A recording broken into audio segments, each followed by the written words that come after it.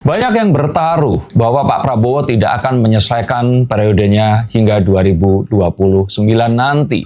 Bahkan ada sebuah isu yang sedang digelontorkan di sosial media yang berusaha untuk mendoxing para artis dan publik figur pendukung 02 saat kampanye kemarin. Bahkan juga menanyakan kepada kaum 58%, apakah kalian menyesal atau tidak? Saya melihat ini semua adalah upaya untuk menggulingkan Pak Prabowo. Tapi mengapa saya katakan bahwa hal itu tidak akan terjadi? Bahkan Pak Prabowo akan memasuki periode keduanya dengan sangat mudah. Terima kasih kepada Mas Gibran Rakabuming Raka.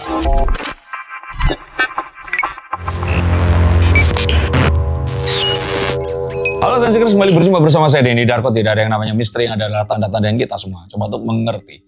Mengapa saya ingin katakan bahwa mungkin nanti mendekati 2029 Pak Prabowo tidak akan menyanyikan hidup Jokowi lagi, melainkan hidup Gibran Rakabuming Raka. Karena Gibran sejatinya adalah malaikat pelindung, tameng protektor, dan barikade penghalang dari orang-orang yang berusaha menggulingkannya. Lantas kenapa? Maksudnya Pak Prabowo ini apa ya bahasanya? Sampai hari ini tetap menjabat walaupun dengan keriuhan media sosial.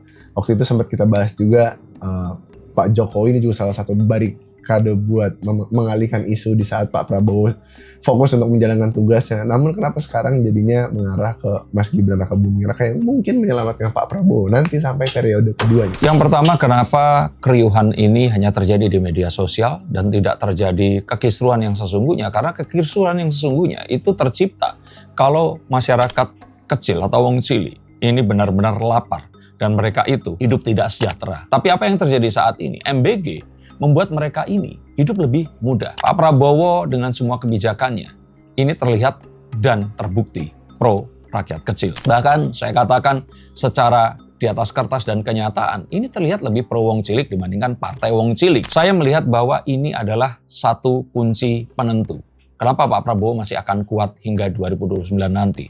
Tetapi jika ternyata serangan politik ini akan semakin pintar, uang yang digelontorkan oleh asing atau siapapun juga, mungkin pihak-pihak yang merasa terzolimi atau kehilangan keuntungannya saat pemerintah melakukan peraturan ekspor satu pintu melalui DSI, ini membiayai isu-isu yang akan menggulingkan Pak Prabowo, maka Gibran Rakabuming Raka akan datang seperti seorang ksatria berbaju zirah atau seorang superhero yang menggunakan sayapnya dan akan mengatakan, tenang Pak Prabowo, saya sudah di sini. Mengapa? Karena orang-orang pasti nggak akan mau Pak Prabowo terguling, Gibran yang naik jadi presidennya. Tapi maksudnya berarti di satu sisi Mas Denny juga sempat bilang, tapi di periode kedua saya yakin Mas Gibran nggak bakal naik lagi jadi wapres gitu. Berarti nanti bisa aja maksudnya Pak Prabowo ada kemungkinan untuk digulingkan dong di periode kedua kalau sistemnya memang seperti itu. Saat periode kedua Pak Prabowo kan sudah sangat kuat. Pak Prabowo pasti akan lebih kuat dibandingkan sekarang. Dan apapun yang sudah dia lakukan saat ini akan lebih terbukti. Dan anak-anak yang mengkonsumsi MBG ini di periode kedua, mereka ini akan bisa memilih Pak Prabowo dan mereka akan mungkin seperti saya juga yang masih akan memiliki kepercayaan yang lebih terhadap Pak Prabowo. Dan toh Pak Prabowo juga sudah shake hand dengan Pak Jokowi, di mana Pak Jokowi tidak akan mengganggu Pak Prabowo hingga periode keduanya ini juga berakhir. Sehingga kalaupun Mas Gibran di sini akan maju, saya pikir akan memberikan kesempatan Pak Prabowo dulu, baru setelahnya dia akan ikut kontestasinya. Ini kan periode pertama karena Mas Gibran masih mendampingi Pak Prabowo ya di kursi kekuasaan. Cuman kalau di periode kedua sendiri Mas Gibran sudah tidak, mungkin nantinya ya Pak Prabowo nggak bersama Mas Gibran lagi, dan apakah nantinya mungkin Pak Jokowi ini masih akan terus bahasanya melindungi dengan cara seperti ini? Karena kan nggak cuma Mas Gibran doang, Pak Jokowi juga selalu menjadi pengalihan isu yang seksi kan sebenarnya selama ini.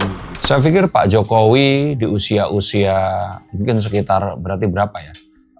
7 tahun, 6 tahun lagi, saya pikir nggak akan seagresif sekarang. Tapi setelah 2029, 2034 maybe ya, saya pikir sih Pak Jokowi akan menggunakan tenaga akhirnya untuk ikut melindungi. Dan ya mungkin kita akan melihat sosok-sosok seperti Bu Mega yang akan muncul dari seorang Joko Widodo ini tadi. Arahnya kemana tuh Mas? Sosok-sosok Bu Mega? Ya sosok orang yang menolak untuk pensiun, masih tetap akan ikut cawe-cawe dalam perpolitikan negeri ini. Atau jadi ketua parti? Ya ketua parti saya pikir sih sudah akan terjadi di sebelum-sebelum itu. Tapi ini juga saya pertanyakan karena masa iya ketua partai yang gantiin anaknya kan turun kelas ya. Tapi saya melihat bahwa Pak Jokowi ini akan seperti Bu Mega tapi akan lebih elegan. Karena akan dilakukan dengan cara yang lebih, ya saya pikir menyesuaikan dengan sosial media, akan bisa lebih relate dengan para Gen Z atau Gen Alpha yang mungkin sudah mulai usianya menginjak belasan dan 20 tahunan. Ini akan jadi satu hal yang akan membuat pertarungan politik di Indonesia ini memasuki babak berikutnya. Mas, berarti maksudnya apakah ini memang sebenarnya udah diformulasikan atau mungkin ini memang terjadi? Ya ini sesuatu yang diformulasikan dari awal. Dan politik yang memang paling bagus adalah politik yang mirip dengan sebuah pertandingan percaturan. Di mana semua langkahnya ini sudah di-assessment. Dan setiap gerakannya ini adalah sebuah hasil dari kalkulasi dan perhitungan yang matang. Tapi maksudnya dengan wapresnya Mas Gibran saat ini kan apakah memang sejak awal ya diperhitungkan bahwasanya Mas Gibran ini memang akan menjadi bantalan terkuat? No, Mas Gibran itu sebenarnya kecelakaan.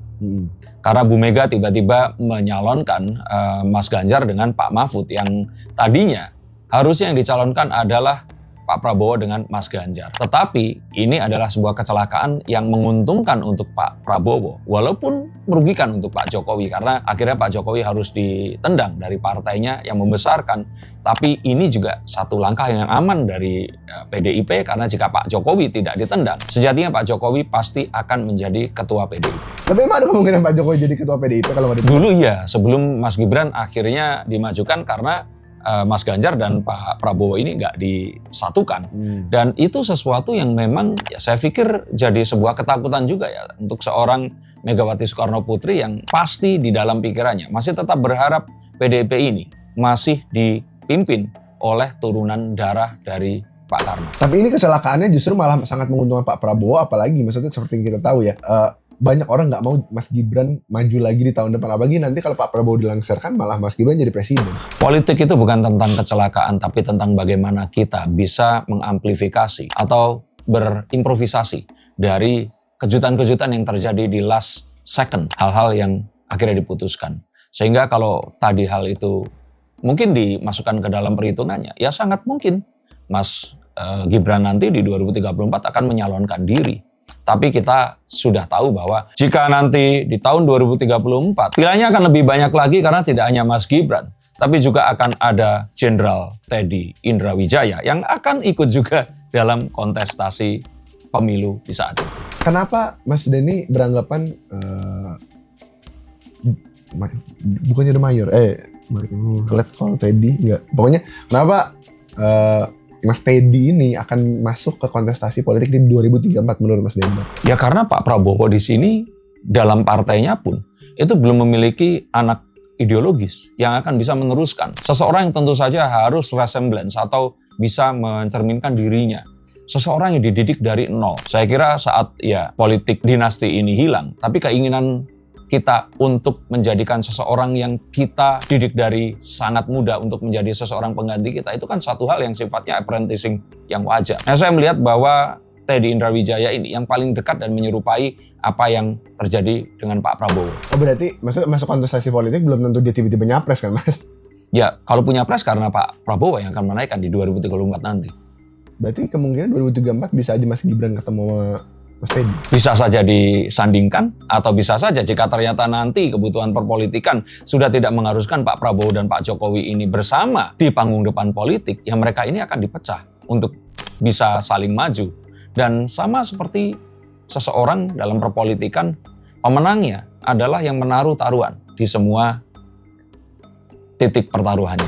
Kemungkinan di 2034, kalaupun memang Pak Prabowo 2 periode ya, kayaknya 2 periode, di 2034 justru belum tentu Mas Anies akan meneruskan menjadi presiden ya. Karena yang tersisa selain Mas Anies siapa? Mas Ganjar. Mas Ganjar kayaknya nggak akan continue lagi kayaknya ya. Karena sekarang pun kayak nggak diajukan oleh PDIP juga, nggak di-endorse. Nah, berarti kan maksudnya kalau untuk yang sudah bermain politik udah lamanya, biasanya seniornya kan ada Mas Anies di sana. Nah, nanti dengan anak keriuhan mungkin muncul banyak nama-nama baru, termasuk mungkin Jenderal Teddy, ya kan. Nah, apakah jika Mas Anies ini nggak masuk, maksudnya masuk tuh dirangkul oleh Pak Prabowo sekarang, akan sulit untuk memenangkan kontestasi politik di 2030? Perpolitikan di Indonesia tentu saja pasti akan dipengaruhi juga geopolitik di luar negeri. Kalau Mas Anies di sini akan dibiayai oleh kekuatan asing di luar sana, ya sangat mungkin beliau akan bisa maju tanpa harus merapat kepada entitas apapun yang ada di negara ini. Tapi kita tahu bahwa bibit seperti Mas Anies ini too good to ignore. Pasti akan ada orang-orang yang menaruh taruhannya kepada dirinya. Dan harapan saya sebenarnya adalah Mas Anies ini yang akan meneruskan apa yang dimulai oleh Pak Jokowi, diteruskan oleh Pak Prabowo, dan mungkin saja Tritunggal ini akan dilengkapi oleh Anies Baswedan, yang saya pikir ini cocok untuk 2034 dalam kondisi Indonesia yang sudah lebih terliterasi dan menghadapi landscape pertarungan penuh artificial intelligence dan kemajuan teknologi yang bahkan hari-hari ini sangat ngeri untuk kita bayangkan. Dan apakah betul bahwa Pak Prabowo memang menyiapkan 2034 untuk Anies Baswedan? Bagaimana kalau kita akan bahas di konten berikutnya? Terima kasih untuk kalian yang mengikuti. Sampai jumpa dan salam.